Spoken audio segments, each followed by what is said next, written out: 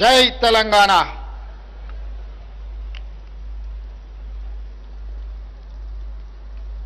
ప్రియమైన భారతీయులందరికీ 79వ స్వాతంత్ర దినోత్సవ శుభాకాంక్షలు. ఈరోజు మనం అనుభవిస్తున్న స్వతంత్ర ఫలాలు ఎందరో మహనీయుల త్యాగాల ఫలితాలు. దేశ స్వతంత్రం కోసం తమ జీవితాలను త్యాగం చేసిన మహనీయులకు ఈ సందర్భంగా శిరస్సు వంచి నమస్కరిస్తున్నాను. ఈ పోరాట యోధుల ఆశయాలను కొనసాగించడమే వారికి మనమిచ్చే ఘనమైన నివాళి. గాంధీజీ సారథ్యంలో సాగిన భారత స్వతంత్ర పోరాటానికి ప్రపంచానికి ఆదర్శంగా నిలిచింది. అహింసే అస్త్రంగా మహాసంగ్రామాన్ని గెలిచి ప్రపంచానికి సరికొత్త పోరాట పంథాను పరిచయం చేసింది. మహాత్ముడి సారథ్యంలో బయట శత్రువులైన బ్రిటిషర్లపై యుద్ధం గెలిచిన మనం పండిట్ జవహర్లాల్ నెహ్రూ సారథ్యంలో దేశ అంతర్గత శత్రువులైన పేదరికం, అసమానతలు, అస్పృశ్యత, అంటరానితనంపై పోరాటానికి నాంది పలికాం. మనం సాధించుకున్న స్వతంత్రానికి అర్థం, పరమార్థం చేకూర్చే ప్రజాస్వామ్య పాలనకు పునాదులు వేసుకున్నాం.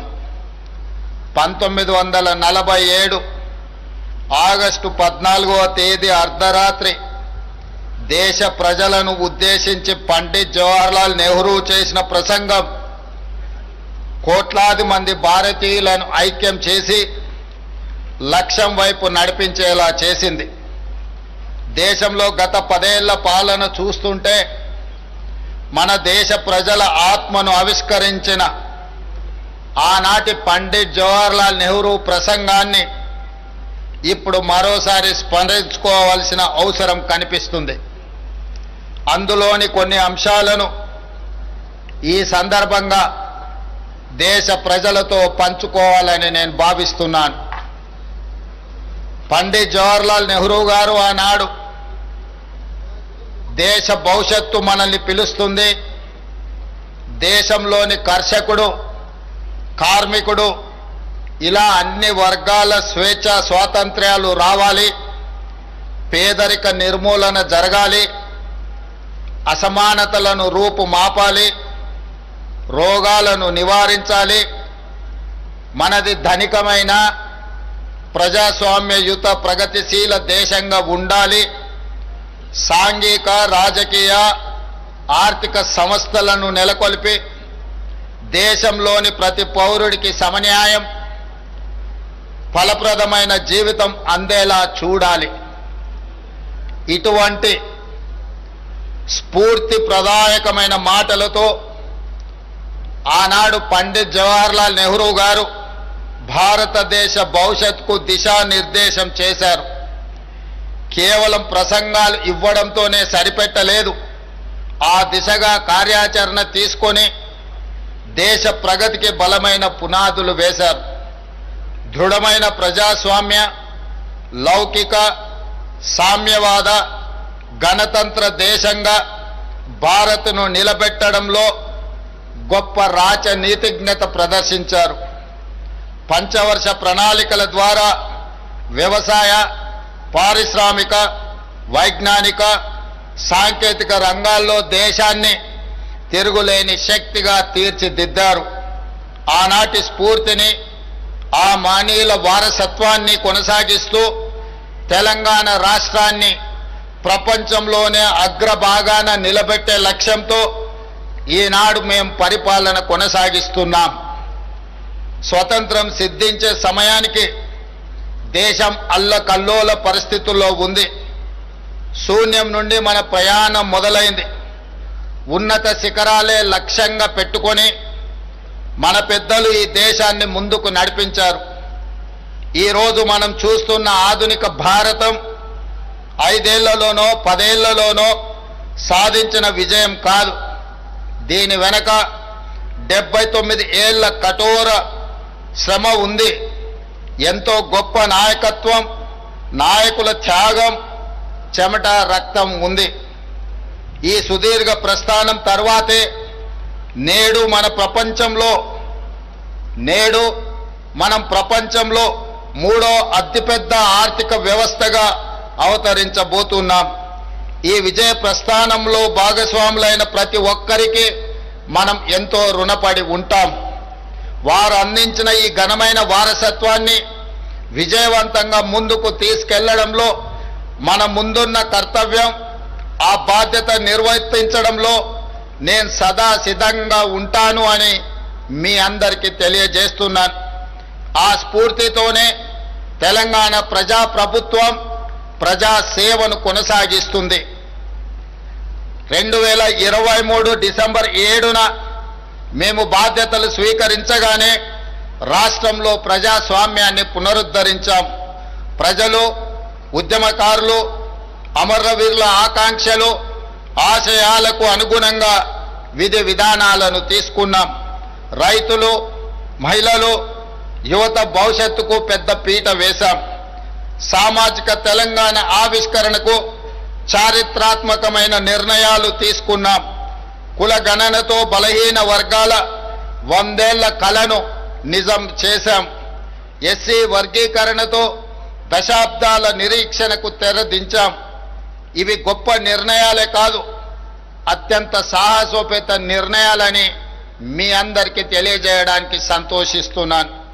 ఒకవైపు ప్రపంచ నగరాలతో పోటీ పడే లక్ష్యాలను నిర్దేశించుకొని, మరోవైపు పేదల ఆకాంక్షలు తీర్చే సంక్షేమ ఫలాలు అందిస్తూ ద్విముఖ విధానంతో మా ప్రభుత్వం పాలన కొనసాగిస్తుంది.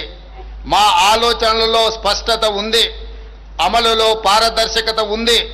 అందరినీ కలుపుకొని అద్భుతాలు సృష్టించే సమ్మిళిత అభివృద్ధి విధానాన్ని మేము ఎంచుకున్నాం. పాలనలో పారదర్శకత, అభివృద్ధిలో ఆధునికత, సంక్షేమంలో సరికొత్త చరిత్రను రాస్తూ తెలంగాణను 20 నెలల కాలంలోనే దేశానికి రోల్ మోడల్గా నిలబెట్టాం. సంక్షేమానికి కేర్ ఆఫ్ కాంగ్రెస్ పరిపాలన, దీనికి చరిత్రే సాక్ష్యం. పేదలకు అందుబాటు ధరల్లో నిత్యావసర వస్తువులను అందించే ఉద్దేశంతో 1957లోనే ప్రజా పంపిణీ వ్యవస్థను ప్రారంభించి ఆనాటి ప్రభుత్వం పేదలకు న్యాయం చేసింది. 70 ఏళ్లుగా పీడీఎస్ వ్యవస్థ పేద ప్రజల ఆహార భద్రతకు భరోసా ఇస్తూ వస్తుంది. అదే స్ఫూర్తితో ప్రజా ప్రభుత్వం ఉగాది నుండి సన్న బియ్యం పంపిణీని ప్రారంభించింది. 13,000 కోట్ల రూపాయల వ్యయంతో 3,10,00,000 తెలంగాణ బిడ్డలకు సన్న బియ్యం అందిస్తున్నాము. ఈరోజు ధనికులతో సమానంగా పేదవారు సన్న బియ్యంతో భోజనం చేస్తున్నారు అంటే ఇది ప్రజాపాలన సాధించిన విజయం. ఇది కేవలం ఆకలి తీర్చే పథకం కాదు, ఆత్మ గౌరవాన్ని చాటి చెప్పే పథకం. పేదల ఇంటికి వెళ్ళి భోజనం చేసి ఈ పథకం అమలు తీరును నేను స్వయంగా పర్యవేక్షించాను. ఆ రోజు వారి కళ్ళల్లో కనిపించిన ఆనందం, ఆత్మ గౌరవం నాకు శాశ్వతంగా గుర్తుండిపోతుంది. రేషన్ కార్డు ప్రజల ఆత్మ గౌరవానికి మరో ప్రతీక, ఒక భరోసా, ఒక భావోద్వేగం. ఆ భరోసా కోసం రాష్ట్ర ప్రజలు 10 ఏళ్లు కళ్ళు కాయలు కాచేలా ఎదురు చూశారు. ప్రజాప్రభుత్వం వచ్చాకే ఆ ఎదురు చూపులకు శాశ్వత పరిష్కారము చూపించడం జరిగింది. ఈ ఏడాది జూలై 14 నుంచి రాష్ట్ర వ్యాప్తంగా నూతన రేషన్ కార్డుల పంపిణీని ప్రారంభించాం. 10 ఏళ్ల తర్వాత చేతిలో రేషన్ కార్డుతో రేషన్ షాపుల ముందు సందడి కనిపిస్తుంది. పాడుబడి మూతబడిన రేషన్ షాపుల తలుపులు మళ్ళీ తెరుచుకున్నాయి. పేదవాడి ఆశలు, ఆకలి తీర్చే భరోసా కేంద్రంగా నేడు గ్రామాల్లో రేషన్ షాపులు పూర్వ వైభవాన్ని సంతరించుకున్నాయి. ఇది మేము తెచ్చిన ప్రజాపాలనలో మార్పు. మిత్రులారా, తెలంగాణ రైతుకు 2022 మే 6న వరంగల్ వేదికగా మేము మాట ఇచ్చాం. అధికారంలోకి వచ్చి 2 లక్షల రూపాయల రైతు రుణమాఫీ చేసి రైతుల రుణము తీర్చుకొని శాశ్వతంగా వారిని రుణ విముక్తి చేస్తాము అని ఆనాడు తెలంగాణ రైతాంగానికి మేము మాట ఇవ్వడం జరిగింది. విశ్వసనీయతే మా సిద్ధాంతం మాకు ఊపిరి. గత ఏడాది ఆగస్టు 15న రైతు రుణమాఫీకి శ్రీకారం చుట్టాం. రాష్ట్రంలో ఉన్న 25,35,000 మంది రైతులకు 20,617 కోట్ల రూపాయలు ఏక మొత్తంగా 2 లక్షల రూపాయల రుణమాఫీ చేసి శాశ్వతంగా రుణ విముక్తుల్ని చేయడమే కాదు, ఈ దేశ ప్రజలకు 15 ఆగస్టు నాడు ఏ విధంగా స్వతంత్రం సిద్ధించిందో తెలంగాణ రైతాంగానికి కూడా రైతు నుంచి విముక్తి కలిగించి స్వేచ్ఛ వాయువులను ఈనాడు ప్రజాపాలన రైతులకు అందుబాటులోకి తీసుకొచ్చింది. ఈ విధంగా ఆనాడు వరంగల్లో ఇచ్చిన మాటను తెలంగాణ ప్రజా ప్రభుత్వం వారి రుణం తీర్చుకొని ఈనాడు రైతులు తల ఎత్తుకొని గర్వంగా తెలంగాణ రాష్ట్రంలో తిరగగలుగుతున్నారు. అదేవిధంగా మిత్రులారా, రుణమాఫీతో రైతు పట్ల మన రుణం తీరిపోయిందని మేము చేతులు దులుపుకోలేదు. పొలంలో నాట్లు వేసే రోజు రైతు చేతిలో పెట్టుబడి ఉంటే ఆ భరోసా వేరు. అన్నం పెట్టే రైతు అప్పుల కోసం ఎవరి దగ్గర చేయి చాపకూడదన్న ఆలోచనతో ఇందిరమ్మ రైతు భరోసా పథకం కింద ఆనాడు ఎకరాకు ప్రతి సంవత్సరం 12,000 పెట్టుబడి సాయం ప్రకటించాం. పరిమితులు లేకుండా ప్రతి రైతుకు ఈ పథకం కింద సాయం అందించాం. జూన్ 16న ప్రారంభించి కేవలం 9 రోజుల్లో 9,000 కోట్ల రూపాయలు రైతుల ఖాతాలో వేశాం. రాష్ట్రంలోని 70,11,184 మంది రైతులకు ఈ సహాయాన్ని అందించాం. కొత్తగా దరఖాస్తు చేసుకున్న 1,20,000 మంది రైతులకు మొత్తంగా 9 రోజుల్లో 9,000 కోట్ల రూపాయలను ఇందిరా రైతు భరోసా పథకం ద్వారా రైతులకు పెట్టుబడి సహాయాన్ని అందించి ఏ వడ్డీ వ్యాపారస్తుల ముందు తలదించుకునే పరిస్థితి రైతుకు ఉండకూడదు అని మా ప్రభుత్వం గొప్ప లక్ష్యంతో పని చేస్తుంది.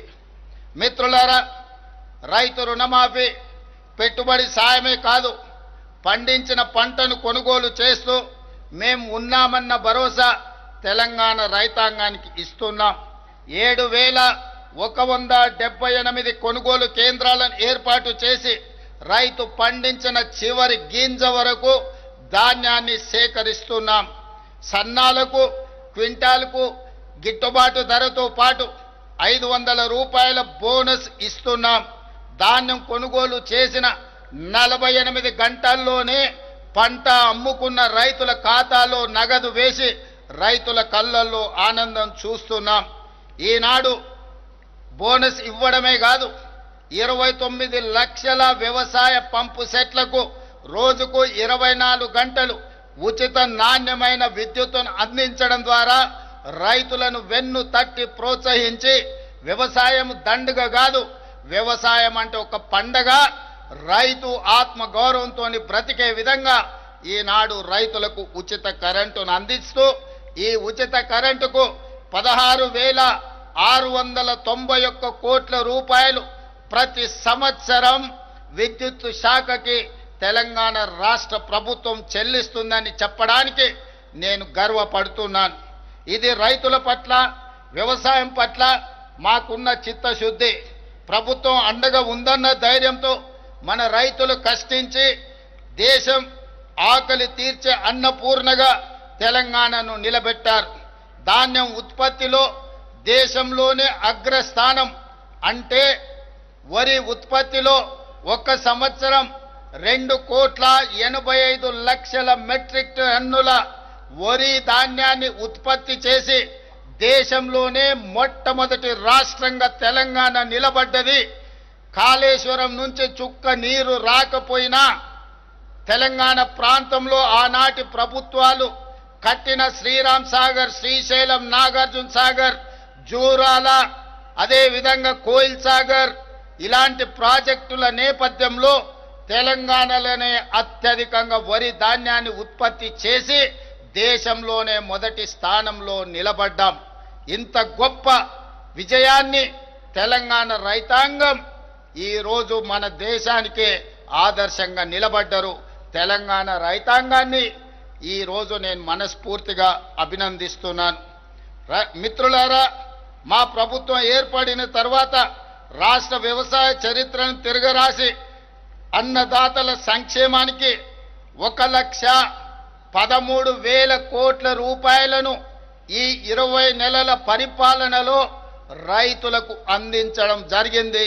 ఇది దేశంలోనే రైతులకు అందించిన అతిపెద్ద సహాయం. ఈ సహాయాన్ని అందించే అవకాశం కల్పించినందుకు తెలంగాణ ప్రజలకు నా కృతజ్ఞతలు తెలియజేస్తున్నా. మిత్రులారా, 10 ఏళ్ల తర్వాత పేదల సొంత ఇంటి కలలకు మళ్ళీ రెక్కలు తొడిగాం.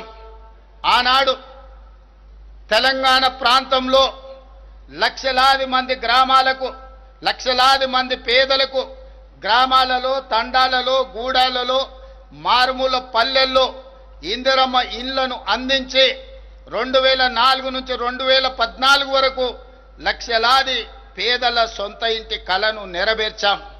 కానీ దురదృష్టవశాత్తు 2014 నుంచి 2024 వరకు ఈ తండాలలో, గూడాలలో, మారుమూల పల్లెల్లో పేదల సొంత ఇంటి కళ మసక బారిపోయింది.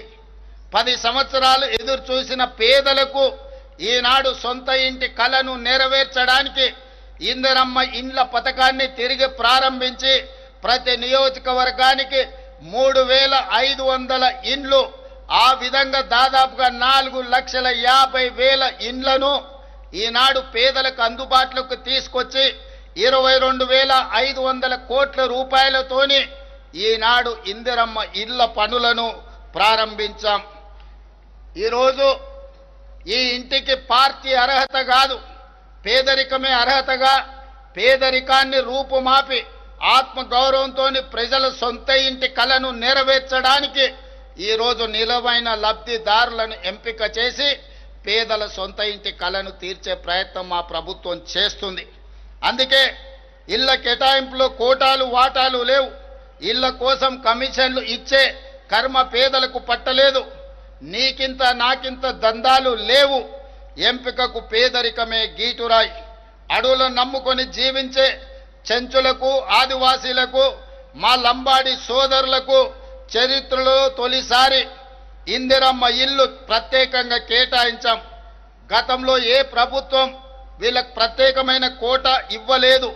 కానీ ఈనాడు నల్లమల అటవీ ప్రాంతం నుంచి వచ్చిన ఈ బిడ్డ ఆదివాసీలు, గిరిజనులు, చెంచుల కష్టాలు తెలిసిన వాడిగా ఈరోజు తెలంగాణలో ఐటీడీఏ ప్రాంతాలలో 22,016 ప్రత్యేకంగా ఇండ్లను, ఇందిరమ్మ ఇండ్లను ఈ గిరిజన ఆదివాసీ సోదరుల కేటాయించి ఆత్మగౌరవంతో తెలంగాణ రాష్ట్రంలో చెంచులు, ఆదివాసీలు, గిరిజనులు బ్రతకాలి అని ప్రత్యేకమైన కోటా ఇచ్చి ఈరోజు ఇందిరమ్మ రాజ్యంలో వాళ్ళని ఆదుకోవడం జరిగింది. ఇది జరుగుతున్నందుకు, ఇది చేపట్టే అవకాశం నాకు అందించినందుకు తెలంగాణ ప్రజలకు నా కృతజ్ఞత తెలియజేస్తున్నా. సామాజిక న్యాయం కాంగ్రెస్ డిఎన్ఏలోనే ఉంది. సామాజిక తెలంగాణ సాధనలో మనం దేశానికి దశ దిశ నిర్దేశం చేస్తున్నాం. స్థానిక సంస్థలలో, విద్యా ఉద్యోగాలలో బీసీలకు 42% రిజర్వేషన్లు కల్పించే బిల్లులను ఈ ఏడాది మార్చి 17న రాష్ట్ర శాసనసభ ఆమోదించింది. ఈ బిల్లులను ఆషామాషిగా రూపొందించలేదు. దాదాపు సంవత్సరం కాలం శాస్త్రీయమైన లోతైన కసరత్తు చేశాం. 160 కోట్లు వెచ్చించి 1,03,000 మంది శిక్షణ పొందిన ఎన్యూమరేటర్ల ద్వారా 50 రోజుల పాటు సమగ్ర కులగణను ఒక యజ్ఞంలా చేపట్టాం. గ్రామాల్లో 66,39,000 కుటుంబాలు, పట్టణాల్లో 45,15,000 కుటుంబాలను సర్వే చేశాం. మొత్తంగా 1,12,00,000 కుటుంబాలను సర్వే చేసి రాష్ట్రంలో 56.33% బలహీన వర్గాల జనాభాను లెక్క తేల్చడం జరిగింది. దీని ఆధారంగా వారికి 42% రిజర్వేషన్లు అమలు చేయాలని నిర్ణయించాం. రాష్ట్ర శాసన వ్యవస్థ ఆమోదించిన ఈ బిల్లులను రిజర్వేషన్లు అమలుకు సహకరించాలని కేంద్రానికి పంపాం. మన పంపిన బిల్లులపై సత్వరం నిర్ణయం చేయాల్సిందిగా కేంద్ర ప్రభుత్వాన్ని మరొకసారి గోల్కొండ కోట మీద నుంచి తెలంగాణ ప్రజల తరఫున డిమాండ్ చేస్తున్నాను. దేశంలోని ఎస్సీ వర్గీకరణ చేసిన మొదటి రాష్ట్రంగా తెలంగాణ నిలబడింది. మాదిగ సోదరుల గుండె చప్పుడు నాకు తెలుసు. ఒకనాడు వాళ్ళ కోసం శాసనసభలో కొట్లాడిన వాడిగా దశాబ్దాల కలను సాకారం చేసే సంకల్పం తీసుకున్నాను. దేశంలోని ఏ రాష్ట్రం చేయని నిర్ణయం మన ప్రభుత్వం చేసింది. సుప్రీంకోర్టు తీర్పునకు అనుగుణంగా రాష్ట్రంలోని ఎస్సీలలో ఉన్న 59 కులాలు, ఉప కులాలను 3 గ్రూపులుగా విభజించి గ్రూప్ 1లో 15 కులాలను, గ్రూప్ 2లో 18 కులాలను, గ్రూప్ 3లో 26 కులాలను చేర్చాం. ఈ ఏడాది ఫిబ్రవరి 4న రాష్ట్ర శాసనసభ, శాసన మండలి ప్రత్యేక సమావేశాలు ఏర్పాటు చేసి సామాజిక, ఆర్థిక, విద్య, ఉపాధి, రాజకీయ కులగణన సర్వే, షెడ్యూల్డ్ కులాల ఉపవర్గీకరణపై చర్చించి చట్టబద్ధత కల్పించి మా చిత్తశుద్ధిని నిరూపించుకున్నాం. ఈ శుభ సందర్భాన్ని పురస్కరించుకొని ప్రతి ఏటా ఫిబ్రవరి 4 తారీఖును తెలంగాణ సోషల్ జస్టిస్ డేగా నడుపుకోవాలని, ఉత్సవాలను జరుపుకోవాలని తెలంగాణ ప్రభుత్వం నిర్ణయం తీసుకున్నదని మీకందరికీ తెలియజేయడానికి సంతోషిస్తున్నాను. మిత్రులారా, ఆరోగ్యశ్రీ పథకం ఇది కాంగ్రెస్ పార్టీ బ్రాండ్. మసకబారిన ఈ పథకానికి పూర్వ వైభవం తీసుకొచ్చాం. బాధ్యతలు స్వీకరించిన వెంటనే ఆరోగ్యశ్రీ పరిధిని 5 లక్షల నుండి 10 లక్షలకు పెంచాం. జబ్బుపడ్డ గరీబులకు ఇది మేమిచ్చిన భరోసా. ఆర్టీసీ ఉచిత బస్సు పథకం కారణంగా ఆడబిడ్డలు చిన్న చిన్న ఆరోగ్య సమస్యల పరిష్కారం కోసం దగ్గరలోని ప్రభుత్వ ఆసుపత్రులకు వచ్చే సంఖ్య గణనీయంగా పెరిగిందని ఇటీవల సర్వేలు చెబుతున్నాయి. ఇందుకు మేము సంతోషం వ్యక్తం చేస్తున్నాం. అదేవిధంగా మిత్రులారా, ఉస్మానియా ఆసుపత్రి 100 ఏళ్లుగా వైద్య సేవలలో పేదలకు దేవాలయంగా పేరు పొందింది. శిథిలావస్థలో ఉన్న ఈ వైద్య దేవాలయాన్ని తిరిగి పునరుద్ధరిస్తున్నాం. 27 ఎకరాల విస్తీర్ణంలో గోషామహల్ ప్రాంతంలో 2,700 కోట్ల రూపాయల వ్యయంతో నయా ఉస్మానియా ఆసుపత్రిని తెలంగాణ రాష్ట్రానికి అందించబోతున్నామని చెప్పి మనస్ఫూర్తిగా మీ అందరికీ తెలియజేస్తున్నాను. రాష్ట్రంలో అనేక చోట్ల వైద్య విద్యా కళాశాలను నిర్మిస్తున్నాం. ప్రజాప్రభుత్వం ఏర్పడిన తర్వాత వైద్య ఆరోగ్య రంగంపై 16,521 కోట్ల రూపాయలను ఇప్పటి వరకు వ్యయం చేశాం. అదేవిధంగా మిత్రులారా, ఆడబిడ్డలు ఆశీర్వదించిన మా ప్రభుత్వం మహిళా ఉన్నతి, తెలంగాణ ప్రగతి అనే నినాదంతో 1 కోటి మంది ఆడబిడ్డలను కోటీశ్వరులను చేయాలనే లక్ష్యంతో మేము ముందుకు సాగుతున్నాం. బాధ్యతలు స్వీకరించిన 48 గంటల్లోనే మహాలక్ష్మి పథకం కింద ఆడబిడ్డలకు ఆర్టీసీలో ఉచిత బస్సు ప్రయాణాన్ని ఈరోజు కల్పించాం. ఈ పథకం తెచ్చిన విప్లవాత్మక సామాజిక మార్పు ప్రతిపక్షాలకు అర్థం కాదు.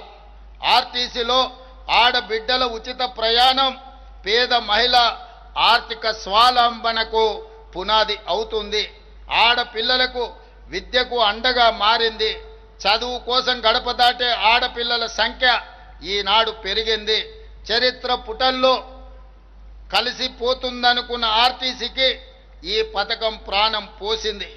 ఈ పథకం కింద ఆడబిడ్డలకు ఈ 20 నెలల్లో 6,790 కోట్ల రూపాయల ఆర్థిక సహాయాన్ని అందించింది. ఈ 6,790 కోట్ల రూపాయలను తెలంగాణ రాష్ట్ర ప్రభుత్వం ఆర్టీసీ కార్పొరేషన్కు అందించడం ద్వారా ఆర్థికంగా చిన్న భిన్నమైపోయిన ఆర్టీసీ సంస్థను 50,000 మంది కార్మికుల కళ్ళల్లో ఈనాడు మనం ఆనందం చూడగలుగుతున్నాం. ఆ కార్మికులకు ప్రతి నెల మొదటి వారంలోనే జీతభత్యాలు అందించగలిగిన ఆర్థిక పరిపుష్టి ఈనాడు కార్పొరేషన్కు అందింది అనంటే ఈ పథకం ఎంతో ఉపయోగపడ్డది కార్మికులకు కూడా అని తెలియజేస్తున్నాను. ఇప్పటి వరకు దాదాపుగా 200 కోట్ల పైచిలుకు మహిళలు బస్సులలో ఉచితంగా ప్రతిరోజు ప్రయాణాలు చేయడం జరిగింది. ఇది మీ అందరికీ తెలియజేయడానికి నేను సంతోషిస్తున్నాను. రాష్ట్రంలో ఆడబిడ్డల సంక్షేమం అభివృద్ధి కోసం మా ప్రభుత్వం మొత్తంగా 46,689 కోట్ల రూపాయలను ఈ 20 నెలలలో సమకూర్చడం జరిగింది. అదేవిధంగా మిత్రులారా, యువ తెలంగాణ శక్తికి ప్రతీక. గడిచిన 10 ఏళ్లలో యువతను మత్తుకు బానిసలను చేసే కుట్ర జరిగింది. ఈ కుట్రని మేము ఛేదించాం. ఇవాళ తెలంగాణలో గంజాయి డ్రగ్స్ అనే మాట వినబడడానికి వీలు లేదు. ఈ విషయంలో కఠినంగా మా ప్రభుత్వం వ్యవహరిస్తుంది. ఈగల్ పేరుతో ఏర్పాటైన వ్యవస్థ రాష్ట్రం నలుమూలల నిశితంగా నిఘా పెట్టింది. గంజాయి కానీ డ్రగ్స్ మాయగాళ్ల వెన్నులో వణుకు పుట్టిస్తుంది. యువతను రక్షించుకుంటేనే తెలంగాణకు భవిత. యువత ఉద్యోగ ఉపాధికి పెద్ద పీట వేస్తున్నాం. బాధ్యతలు స్వీకరించిన మరుక్షణం టీజీపీఎస్సీని సంస్కరించాం. 20 నెలల కాలంలో 60,000 ప్రభుత్వ ఉద్యోగ నియామకాలను చేపట్టడం ద్వారా ఆ నిరుద్యోగ యువకుల కళ్ళల్లోనే కాదు, వాళ్ళ కన్న తల్లిదండ్రుల కళ్ళల్లో ఈరోజు ఆనంద వెలుగులను చూడగలుగుతున్నాం. ఇప్పటి వరకు తెలంగాణ రాష్ట్ర ప్రభుత్వం 60,000 ప్రభుత్వ ఉద్యోగ ఖాళీలను భర్తీ చేసి, అదే కాకుండా తెలంగాణ పబ్లిక్ సర్వీస్ కమిషన్ నుంచి గ్రూప్ 1, గ్రూప్ 2, గ్రూప్ 3 పరీక్షల్ని కూడా పూర్తి చేసి తొందరలోనే ఈరోజు ఈ నియామకాలను చేపట్టబోతున్నాం. అదేవిధంగా పేదలకు విద్యను అందించే ఉద్దేశంతో డిఎస్సిని కూడా పూర్తి చేసి దాదాపుగా 10,000 పైచిలకు టీచర్ ఉద్యోగ నియామకాలు చేపట్టడం ద్వారా పేదలకు విద్యను అందుబాటులోకి తీసుకురావడానికి ప్రభుత్వం వేగంగా ముందుకు వెళుతుంది. అదేవిధంగా ప్రైవేట్ రంగంలో కూడా దాదాపుగా 1,00,000 పైగా మన చదువుకున్న నిరుద్యోగ యువకులకు, ఇంజనీరింగ్ గ్రాడ్యుయేట్లకు ఉద్యోగాల అవకాశాలు కల్పించడానికి తెలంగాణ రాష్ట్ర ప్రభుత్వం చర్యలు చేపట్టింది. తద్వారా 1,00,000 పైగా నిరుద్యోగులకు ఉద్యోగాలు రావడాన్ని ఈ సందర్భంగా సంతోషంగా తెలియజేస్తున్నాను. అదేవిధంగా మిత్రులారా, తెలంగాణ మాగాణాలకు చివరి ఆయకట్టు వరకు సాగునీరు ఇచ్చే ప్రణాళికలతో పెండింగ్ ప్రాజెక్టుల లక్ష్యాలను నిర్దేశించుకొని పూర్తి చేయడానికి ప్రయత్నం చేస్తున్నాం. కృష్ణానది, గోదావరి జలాల్లో మన వాటాల సాధనలో రాజీ పడే సమస్యనే లేదు. ఆనాటి నుంచి ఈనాటి వరకు తెలంగాణ ప్రజల పోరాటమే సాగునీరు, తాగునీరు సాధించడం. అలాంటి తెలంగాణ ప్రజల భావోద్వేగమైన పేగుబంధం సాగునీటి ప్రాజెక్టులు. కృష్ణా, గోదావరి నదులలో ప్రతి చుక్క తెలంగాణకు రావాల్సిన వాటాను సాధించి ఎవరి ఒత్తిడికి లొంగేది లేదు, ఎవరి ఆరోపణలకు బెదిరేది లేదు. 4 కోట్ల తెలంగాణ ప్రజల పక్షాన నిటారుగా నిలబడి కృష్ణానది, గోదావరి నదుల్లో తెలంగాణ హక్కులను సాధించుకుంటాం. మన ప్రాంతానికి సాగునీరు, తాగునీరు అందించినాకనే మిగతా ఎవరికైనా నీరు. ఈరోజు తెలంగాణ ప్రజల హక్కులను సాధించడంలో వెనుదిరిగి చూసేది లేదు, ఎవరికి భయపడేది లేదు. ప్రభుత్వం ఈ విషయంలో వ్యూహాత్మకంగా వ్యవహరించడమే కాదు, ఎత్తుగడలతో నిర్ణయం తీసుకుంటుంది. ఎవరు ఎత్తులేసినా ఆ ఎత్తులను చిత్తు చేసి, ఎవరు విష ప్రచారం చేసినా వాళ్ళను తిప్పుకొట్టే బాధ్యత 4 కోట్ల తెలంగాణ ప్రజలు తీసుకోవాలి. మీరు అందరూ ఈనాడు పండిత్ జవహర్లాల్ నెహ్రూ గారు నిర్మించిన నాగార్జున సాగర్, శ్రీశైలం, శ్రీరామ్ సాగర్ లాంటి ప్రాజెక్టులు ఆనాడు మొట్టమొదటి ప్రధానమంత్రి ఎడ్యుకేషన్ అండ్ ఇరిగేషన్ అనే విధానాన్ని తీసుకొని ఆ రోజుల్లోనే మొదటి ప్రధానమంత్రి మన ప్రాంతంలో సాగునీటి ప్రాజెక్టులను నిర్మించడం జరిగింది. ఈ రోజు ప్రపంచ దేశాలకు ఆదర్శంగా నిలబడ్డ ప్రాజెక్టులు ఏవైతే ఉన్నాయో నాగార్జున సాగర్, శ్రీశైలం, శ్రీరామ్ సాగర్ లాంటి ప్రాజెక్టులు కాంగ్రెస్ పాలనలో నిర్మించినాం.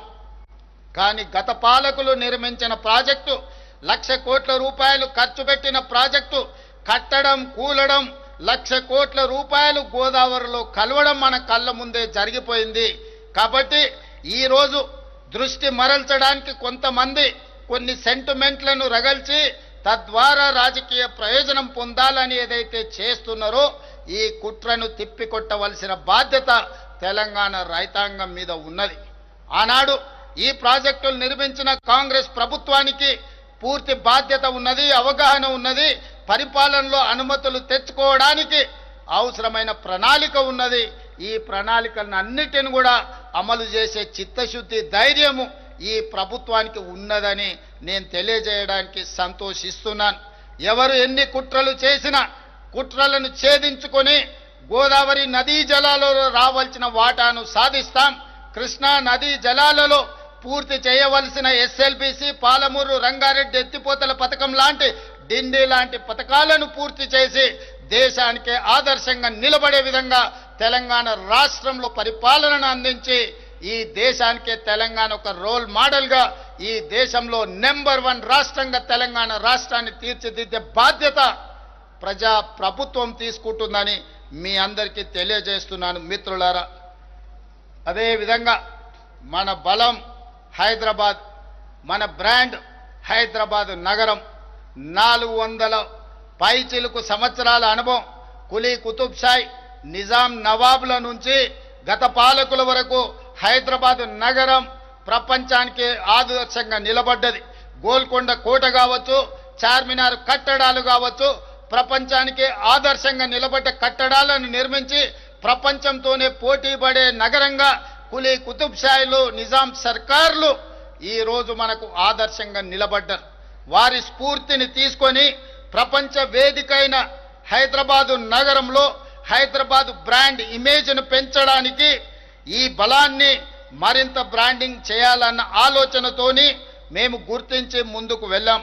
అందుకే పలు అంతర్జాతీయ ఈవెంట్లను హైదరాబాదులో నిర్వహించేలా నిర్ణయాలు తీసుకున్నాం.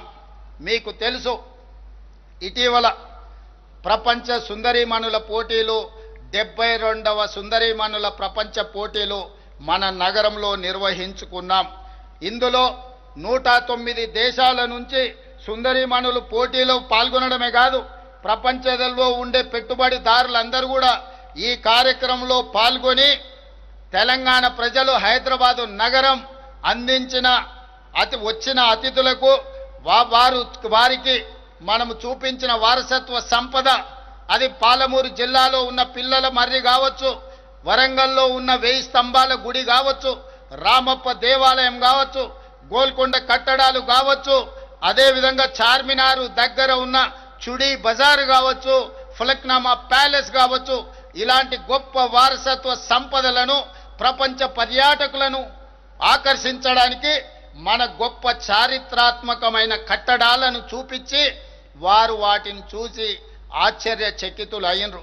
తెలంగాణ హైదరాబాదు నగరంలో ఇంత గొప్ప వారసత్వ కట్టడం ఉన్నదా, మాకు తెలీదు, మేము మళ్ళీ వెళ్ళి మా దేశంలో మీ బ్రాండ్ అంబాసిడర్లుగా మారి హైదరాబాదు నగరానికి అంతర్జాతీయ గుర్తింపు తెస్తాము అని చెప్పి ప్రపంచ సుందరీమణులు మనకు మాట ఇవ్వడమే కాదు, తెలంగాణ తల్లికి శిరస్సు వంచి నమస్కరించి జయ జయ హే తెలంగాణ గీతాన్ని ప్రపంచానికి వాళ్ళందరూ వినిపించారు. తెలంగాణ సంస్కృతిని, సాంప్రదాయాన్ని, తెలంగాణ పోరాట స్ఫూర్తిని, ఉద్యమకారుల యొక్క త్యాగాలను, అమరవీరుల యొక్క త్యాగాలను ప్రపంచానికి ఈ సందర్భంగా తెలియజేయడానికి అవకాశం కలిగింది. ఇదే కాదు, మనకు ఆర్టిఫిషియల్ ఇంటెలిజెన్స్ సదస్సులను నిర్వహించాం. ప్రపంచవ్యాప్తంగా పేరుగాంచిన సుమారు 2000 మంది ప్రతినిధులు ఈ సదస్సుకు హాజరయ్యారు. ఈ సందర్భంగా ఏఐ రోడ్ మ్యాప్ను విడుదల చేశాం. భారత్ ఫ్యూచర్ సిటీలో ఏఐ సిటీని నిర్మించడానికి ప్రత్యేకంగా మనం స్థలము కొన్ని 200 ఎకరాల భూమిని కేటాయించడం జరిగింది. అదేవిధంగా మరొక ప్రతిష్టాత్మక సదస్సు గ్లోబల్ రైస్ సమ్మిట్ను కూడా మనం హైదరాబాదులో నిర్వహించుకున్నాం. తెలంగాణ బియ్యాన్ని ఇతర దేశాలకు ఎగుమతి చేయడానికి ఈరోజు ఇది దోహదం చేసింది. ఇది మీకు తెలియజేయడానికి నేను సంతోషపడుతున్నాను. మన ప్రభుత్వం నిర్వహించిన బయో ఏషియా సదస్సుకు 50 దేశాల నుంచి 3000 మంది ప్రతినిధులు హాజరు కావడం జరిగింది. ఈరోజు ప్రపంచ దేశంలో ఉత్పత్తి చేస్తున్న బల్క్ డ్రగ్స్ భారతదేశంలో 40% మన హైదరాబాదు నగరం నుంచే ఉత్పత్తి చేస్తున్నాం. మన కోవిడ్ మహమ్మారి వచ్చినప్పుడు ప్రతి 3 వ్యాక్సిన్లో ఒక వ్యాక్సిన్ మన నగరం నుంచి ఉత్పత్తి చేసి ఈరోజు ప్రపంచానికి ఫార్మా హబ్గా హైదరాబాదు నగరాన్ని తీర్చిదిద్దడమే కాకుండా ప్రపంచం కోవిడ్ మహమ్మారి బారిన పడుతున్నప్పుడు ప్రపంచాన్ని ఆదుకోవడానికి మన నగరంలో ఉన్న ఫార్మా కంపెనీలు ఈరోజు దేశానికి ఆదర్శంగా నిలబడ్డాయి. దీనికి పునాదులు వేసింది ఆనాటి కాంగ్రెస్ ప్రభుత్వం. 1965లోనే ఐడిపిఎల్ సంస్థని ఇక్కడ ప్రారంభించడంతో రీసెర్చ్లు చేయడమే కాదు, సైంటిస్టులను 100లాది మందిని అక్కడి నుంచి మనము గొప్ప సైంటిస్టులను తీర్చిదిద్దడంతో ఈరోజు తెలంగాణ రాష్ట్రం ఒక ఫార్మా హబ్గా ప్రపంచం గుర్తించడం జరిగింది. అలాంటి గొప్ప గ్లోబల్ సమ్మిట్ను కూడా మనమే ఇక్కడ నిర్వహించుకున్నాం. అదేవిధంగా గతంలో ఎన్నడూ లేని విధంగా అంతర్జాతీయ రాజకీయ సమ్మిట్ భారత్ సమ్మిట్ 2025ను మనం హైదరాబాదులో నిర్వహించాం. ఈ అన్ని వేదికల నుండి మన తెలంగాణ విజన్ను ప్రపంచ వ్యాప్తంగా పరిచయం చేశాం. అదే తెలంగాణ రైజింగ్ 2047. ఈ అన్ని వేదికలకు ఆతిథ్యాన్ని ఇచ్చిన హైదరాబాదు నగరం ప్రపంచానికి ఆదర్శంగా నిలబడే తెలంగాణ రాష్ట్రాన్ని, హైదరాబాదు నగరాన్ని తీర్చిదిద్దాలి. ప్రపంచానికి మన గొప్పతనాన్ని, మనలో ఉన్న నైపుణ్యాన్ని ఈరోజు ప్రపంచానికి తెలియజెప్పడానికి ఇవన్నీ మనకెంతో దోహదపడ్డాయి. అందుకే ఈరోజు భవిష్యత్ ప్రణాళికల కోసం తెలంగాణ రైజింగ్ 2047 అనే ఒక విజన్ డాక్యుమెంట్ను, ఒక విజనరీ ఆలోచనను ఈరోజు తెలంగాణ రాష్ట్రం చేపడుతుంది. ఈ విజనరీ డాక్యుమెంట్ని డిసెంబర్ 9 తారీఖు లోపల జాతికి అంకితం చేసి ప్రపంచంలోనే తెలంగాణను నెంబర్ 1గా నిలబెట్టడానికి మేం చేయగలిగిన ప్రతి ప్రయత్నాన్ని చేస్తాము అని చెప్పి ఈ సందర్భంగా తెలంగాణ ప్రజలకు తెలియజేయడానికి నేను సంతోషిస్తున్నాను. మిత్రులారా, దేశానికి స్వాతంత్రం సాధించి భవిష్యత్ భారతదేశానికి పునాదులు వేసింది కాంగ్రెస్. 1947 నాటికి స్వతంత్ర భారతం 100 వసంతాలు పూర్తి చేసుకోబోతుంది. 1947 15 ఆగస్టు నాడు సిద్ధించిన స్వతంత్రం 2047 15 ఆగస్టుకి 100 సంవత్సరాలు పూర్తి చేసుకోబోతున్నది. ఈ 100 సంవత్సరాలలో మనం సాధించిన విజయాలని కాదు, భవిష్యత్తులో చేరుకుపోయే మైలు రాయిని కూడా నిర్దేశించుకోవాలని, ఈరోజు ఆ లక్ష్యాలను చేరుకోవాలని ప్రణాళికలు రచిస్తున్నాం. ఈ లక్ష్య సాధనలో తెలంగాణ పాత్ర మన దేశాన్ని, మన రాష్ట్రాన్ని ప్రపంచంలో నెంబర్ 1గా నిలబెట్టే విజన్ ఏమిటన్న దానిపై మేము నిరంతరం శ్రమిస్తున్నాం. అందుకే 2047 నాటికి భారతదేశ ముఖ చిత్రాన్ని మార్చే గేమ్ చేంజర్ పాత్రలో తెలంగాణ కీలకంగా ఉండాలన్న సంకల్పంతో ముందుకు వెళ్తున్నాం. ఈ సంకల్పానికి దార్శనిక పత్రమే తెలంగాణ రైజింగ్ 2047. 2035 నాటికి $1 ట్రిలియన్ ఎకానమీగా తెలంగాణను తీర్చిదిద్దాలని, 2047 నాటికి $3 ట్రిలియన్ ఎకానమీగా తెలంగాణను తీర్చిదిద్దాలని భవిష్యత్తు ప్రణాళికలను రచించుకొని ముందుకు వెళుతున్నాం. ఇంత గొప్ప విజయాన్ని సాధించాలంటే సాంకేతిక నిపుణులు, ఉద్యమకారులు, తెలంగాణ సమాజం అంతా కూడా నిరంతరం కష్టపడాలి, నిరంతరం సహకరించాలి.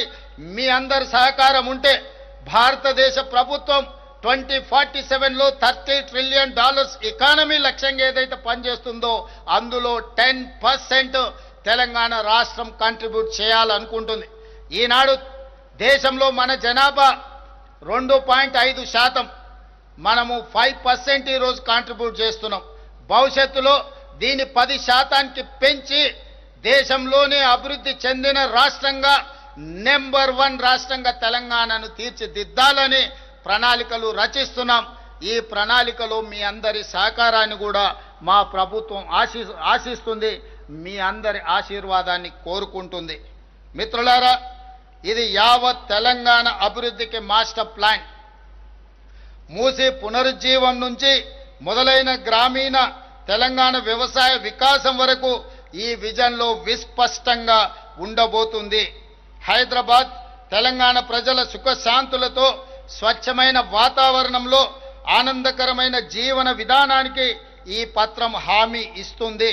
హైదరాబాద్ బ్రాండ్ ఇమేజ్ను పెంచడంలో కీలకమైన పలు ప్రతిపాదిత ప్రాజెక్టుల వెనుక ఉన్న ఆలోచన, ఆవిష్కరణ, ఆచరణ మార్గాలను ఈ విజన్ డాక్యుమెంట్ ప్రకటిస్తుంది.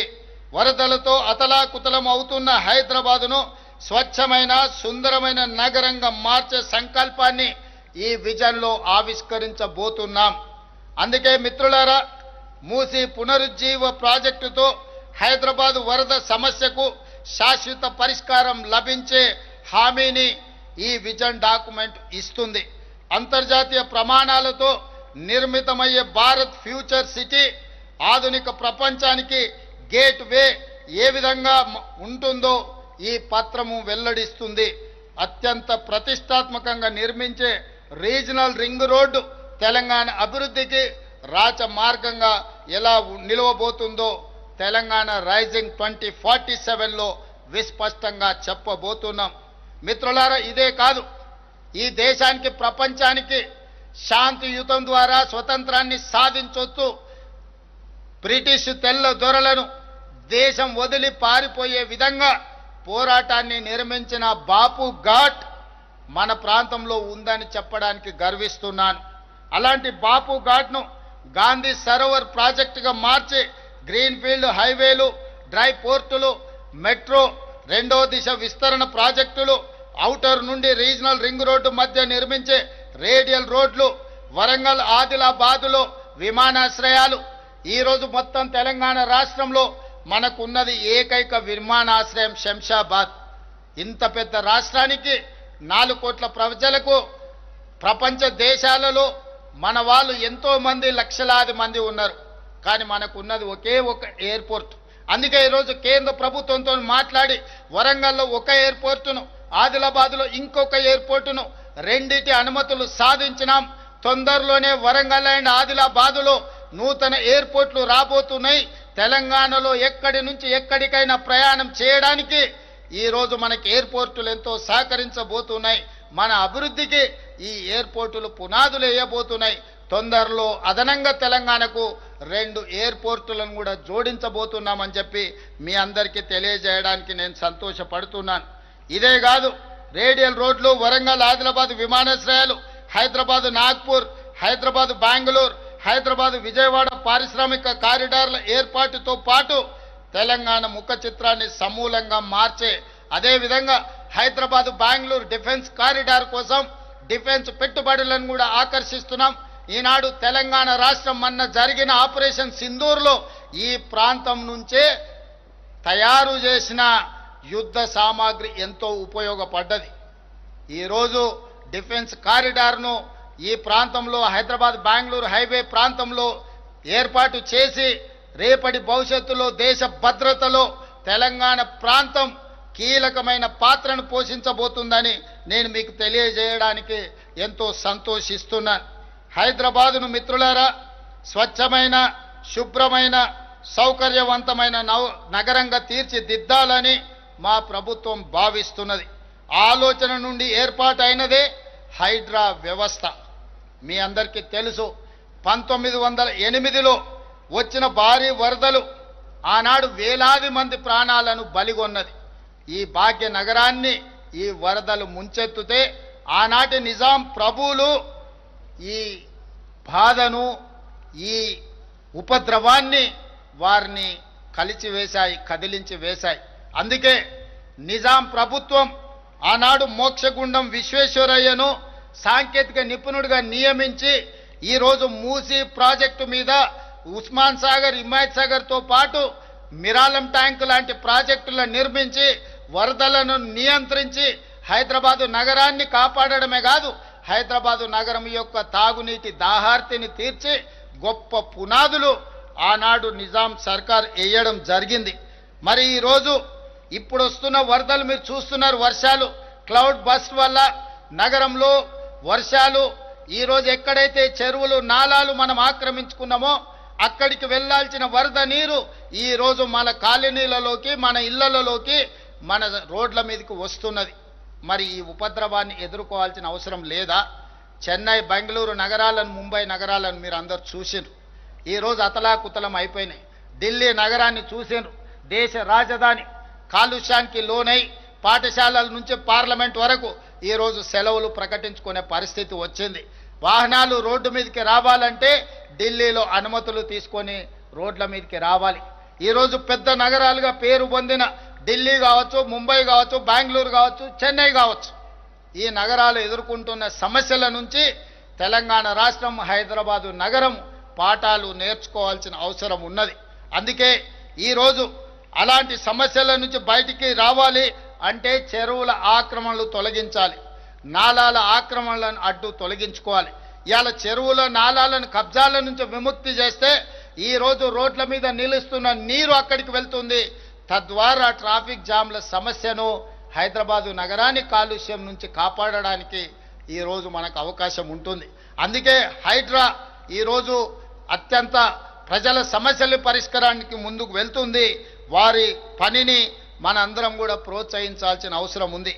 అదేవిధంగా మిత్రులారా, గత ప్రభుత్వంలో భూములు, చెరువులు, నాలాలు కబ్జాకు గురైతే మనకెందుకులే అన్న ఆలోచన, భావన ఉండేది.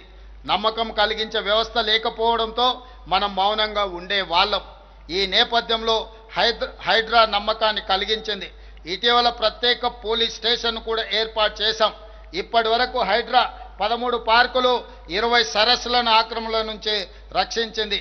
అంబర్పేటలోని బతుకమ్మ కుంటను పునరుద్ధరించింది. 30,000 కోట్ల రూపాయల విలువైన ప్రభుత్వ భూములను కాపాడింది. ఈరోజు సామాన్య ప్రజలకు హైడ్రా ఒక నమ్మకాన్ని, విశ్వాసాన్ని కలిగించింది. అదేవిధంగా మిత్రులారా, రాజకీయ ప్రయోజనాల కోసం ప్రతిపక్షాలు కొంతమంది దీని ఒక బూచిగా చూపించి భయపెట్టే ప్రయత్నం చేస్తుండ్రు. వీటన్నిటిని కూడా ప్రజల్ని గమనించాల్సిందిగా నేను కోరుకుంటున్నాను. అందుకే ఈరోజు మనం మంచి పనులతో ముందుకు వెళ్ళాలి. మన నగరాన్ని గొప్ప అభివృద్ధి చెందిన నగరంగా మనం ముందుకు తీసుకెళ్లడానికి మీ సహకారాన్ని ఆశిస్తున్నాం.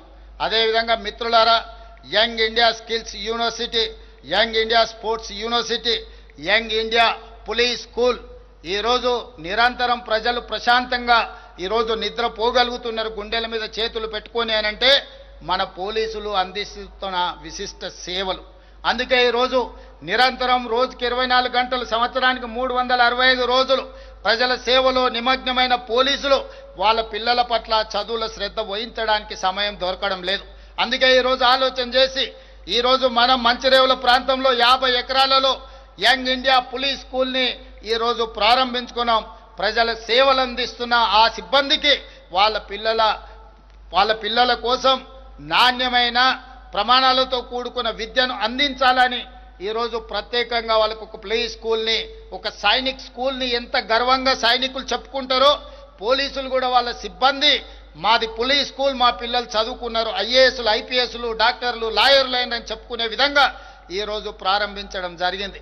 మనకున్న స్కిల్స్, మన దగ్గర ప్రతి సంవత్సరం 1,10,000 మంది ఇంజనీరింగ్ గ్రాడ్యుయేట్లు పాస్ అవుతున్నారు. ప్రపంచ దేశాలతో పోటీ పడే మనం వాళ్ళకి సర్టిఫికెట్ ఉంది కానీ స్కిల్స్ లేకపోవడం వల్ల పోటీ పడలేకపోతున్నారు. ఆ సమస్యను పరిష్కరించడానికి యంగ్ ఇండియా స్కిల్స్ యూనివర్సిటీని ప్రారంభించుకున్నాం. ఈ సాంకేతిక నైపుణ్యాన్ని పెంచడం ద్వారా ప్రపంచ దిగ్గజాలైన కంపెనీలలో లక్షలాది మన వాళ్ళ ఉద్యోగ అవకాశాల కోసం ఈరోజు మనం యంగ్ ఇండియా స్కిల్స్ యూనివర్సిటీని ప్రారంభించుకున్నాం. అదేవిధంగా యంగ్ ఇండియా స్పోర్ట్స్ యూనివర్సిటీ, మొన్న జరిగిన ఒలింపిక్స్లో మీరందరూ చూసిండ్రు. 140 కోట్ల జనాభా ఉన్న భారతదేశానికి ఒక్క గోల్డ్ మెడల్ కూడా రాలేదు.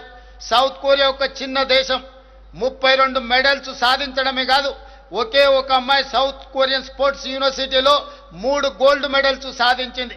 నేను ఆ దేశ పర్యటనకి వెళ్ళినప్పుడు ఆ స్పోర్ట్స్ యూనివర్సిటీకి వెళ్తే ఆ అమ్మాయితో పరిచయం చేసిండ్రు వాళ్ళు మేనేజ్మెంట్.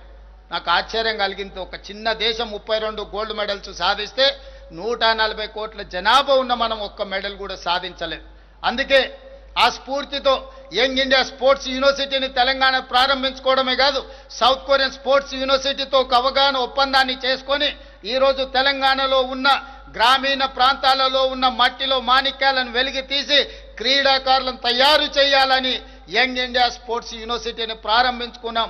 రాబోయే రోజుల్లో కామన్వెల్త్ గేమ్స్ కానీ లేకపోతే ఖేలో ఇండియా లాంటి క్రీడల్ని తెలంగాణ రాష్ట్రంలో నిర్వహించాలని, భవిష్యత్తులో నిర్వహించబోయే ఒలింపిక్స్ క్రీడలను కూడా హైదరాబాదు నగరంలో నిర్వహించాలని ప్రధానమంత్రి గారికి విజ్ఞప్తి చేయడమే కాదు, భవిష్యత్తులో హైదరాబాదు నగరం తెలంగాణ రాష్ట్రం ఇందులో పోటీ పడుతుంది. క్రీడలకు కేర్ ఆఫ్ అడ్రస్గా తెలంగాణ రాష్ట్రాన్ని తీర్చిదిద్దాలని ఈరోజు మేము ప్రయత్నం చేస్తున్నాం. ఈ ప్రయత్నంలో కూడా మీ ఆశీర్వాదం ఉండాలి, మీరందరూ అండగా నిలబడాలి అని చెప్పి ఈరోజు మీ అందరికీ ఈ వేదిక మీద నుంచి విజ్ఞప్తి చేస్తున్నా. మిత్రులారా, ఎక్కడైనా పెట్టుబడులు రావాలంటే శాంతి భద్రతలు చాలా కీలకం. ఒక రాష్ట్ర ప్రగతిలో శాంతి భద్రతలు కీలకమైన పాత్రను పోషిస్తాయి.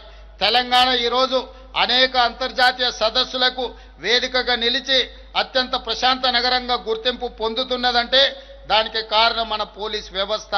వారికి నేను ప్రత్యేకంగా అభినందనలు తెలియజేస్తున్నాను. తెలంగాణ పోలీసులకు దేశంలోనే ది బెస్ట్ అనే పేరు ఉంది. ఇండియా జస్టిస్ రిపోర్ట్ 2025 ప్రకారం 1 కోటి కంటే ఎక్కువ జనాభా ఉన్న 18 రాష్ట్రాల పోలీసింగ్లో తెలంగాణ పోలీస్ శాఖ మొదటి స్థానంలో నిలవడం మనకు గర్వకారణం. అందుకే వారిని అభినందిస్తున్నా. 138 దేశాలు పాల్గొన్న వరల్డ్ పోలీస్ సమ్మిట్లో 2025లో డ్రగ్ కంట్రోల్ కేటగిరీలో మన హైదరాబాద్ నార్కోటిక్స్ ఎన్ఫోర్స్మెంట్ వింగ్ ప్రథమ బహుమతి అందుకోవడం మనకు గర్వకారణం. డ్రగ్స్ పై పోరు కోసం elite action group for drug law enforcement eagle గొప్పగా పనిచేస్తుంది. ఈరోజు గంజాయి కానీ డ్రగ్స్ కానీ ఇట్లాంటి వ్యసనాలకు లేదా వ్యసనాలను ప్రోత్సహించే వారి వెన్నులో వణుకు పుట్టించే విధంగా ఈరోజు ఈగల్ పనిచేస్తుంది. ఈగల్ ఏ మూలన ఎవరు వ్యసనపరులు ఉన్నా, వీటిని అమ్మకందారులు ఉన్నా వాళ్ళందరి వెన్ను విరిచే బాధ్యత తెలంగాణ రాష్ట్ర ప్రభుత్వం తీసుకుంటుందని తెలియజేయడానికి సంతోషపడుతున్నాను. మేము అధికారం చేపట్టే నాటికి గత పాలకులు మాకు వారసత్వంగా 8,21,651 కోట్ల రూపాయల అప్పులు మరియు బకాయిలు మిగిల్చి వెళ్లారు. దీనిలో 6,71,757 కోట్ల రూపాయల అప్పులు, అదేవిధంగా ఉద్యోగులు ఇతర పథకాలకు సంబంధించిన బకాయిలు 40,154 కోట్లు, ఎస్సీ ఎస్టీ సప్లైన్ సింగరేణి విద్యుత్ ఇతర విభాగాలకు చెల్లించాల్సిన బకాయిలు 1,09,740 కోట్లు. వారు చేసిన అప్పును తిరిగి చెల్లించడానికి ఇప్పటిదాకా అసలు రూపేణా 1,32,498 కోట్లు, వడ్డీలకు 88,178 కోట్ల రూపాయలు, మొత్తము కలిపి 2,20,676 కోట్ల రూపాయలను ఈ 20 నెలల్లో తెలంగాణ రాష్ట్ర ప్రభుత్వం చెల్లించింది. అంటే గత పాలకులు మనకు అందించిన 8,21,651 కోట్ల రూపాయల అప్పులను తిరిగి చెల్లించడానికి 20 నెలల్లో తెలంగాణ ప్రభుత్వం ప్రజాపాలన 2,20,676 కోట్లను చెల్లించడం జరిగింది. ఈ అప్పుల భారం లేకపోయినుంటే ఈ సొమ్మంతా పేదల సంక్షేమానికి తెలంగాణ అభివృద్ధికి ఉపయోగపడేది. కానీ భారాన్ని మోయక తప్పదు. అయినా ఓపికతో సమయస్ఫూర్తితో తెలంగాణ రాష్ట్ర ప్రభుత్వాన్ని నడిపిస్తున్నాము. మీ అందరి ఆశీర్వాదం ఉన్నందుకు నేను ధన్యవాదాలు తెలియజేస్తున్నాను.